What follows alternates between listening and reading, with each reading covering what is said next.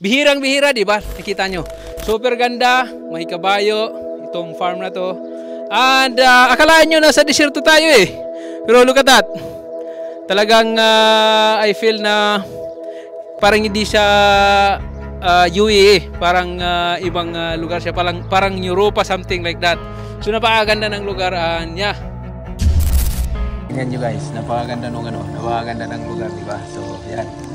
Tingnan nyo yung buong paligid. Yan, ito yung buong farm. So yan, napakaganda niya.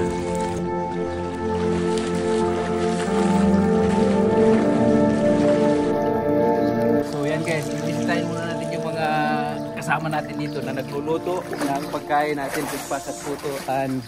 Patay kayo, andyan na si CEO. Wow! Akala ko ikaw magagalit sa tao mo. Siya ang nagalit sa'yo eh. Kasama sa atin. Sa boss natin, no? At pag nauhaw, ito po ang inyong drinking. Panyero. Sarap, galing ka.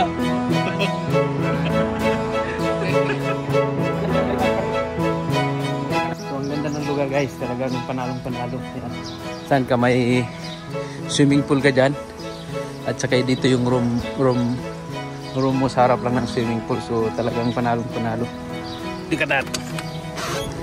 Shan, you want to swim? Ishan, still sleeping. So guys, ito, kikita natin dito. Yan, ito yung entrance. Look at that. Napakaganda ng lugar. Look. This is our barbecue king. So yan. This is the king. This is the king. So yan guys. Yan, sa ulam pa lang wala na kayo ah. So yan.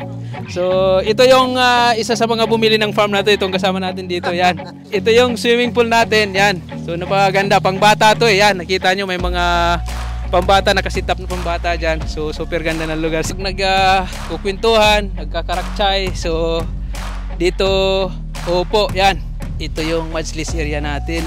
Yan. Ito yung mga Kuya Eds and Friends. So, mga artista to ha. Hindi to mga basta-basta lang. Yan. Ito guys. Ito yung artista natin sa Kuya Eds and Friends. Yan. So, ito yung majlis. Of course, may laruan dito. Yan. Nagbibilyard. Pero hindi ako marunong magbilyard. So, dito lahat. Ito. In Mubarak. So, may nagluluto yata dito ah. Ito yung kitchen ito. Nagluluto na yung mga Kuya Eds and Friends, mga pugi dito ah. Yan. Guys, ito na yung kitchen. Adobong manok. Yan. Bago sa paningin. Yan. Serve na tayo dyan. Yan, look. Yan. So, ito yung farm. Talagang, ito yung pinakamagandang part ng lugar dito. Yan.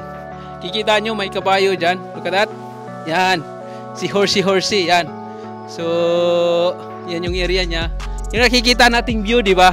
Experience. Alam mo, sino magkakala nandito tayo sa desierto? Yan, nakita natin yung ganitong view. Bihirang-bihira, di ba? Nakita nyo. Super ganda, may kabayo, itong farm na to. And akalaan nyo nasa desierto tayo eh. Pero look at that. Talagang I feel na parang hindi siya UAE, parang ibang lugar siya, parang Europa, something like that. So napakaganda ng lugar niya. Nag-enjoy tayo dito and mag-stay tayo dito ng 2 nights and 2 days. So yan.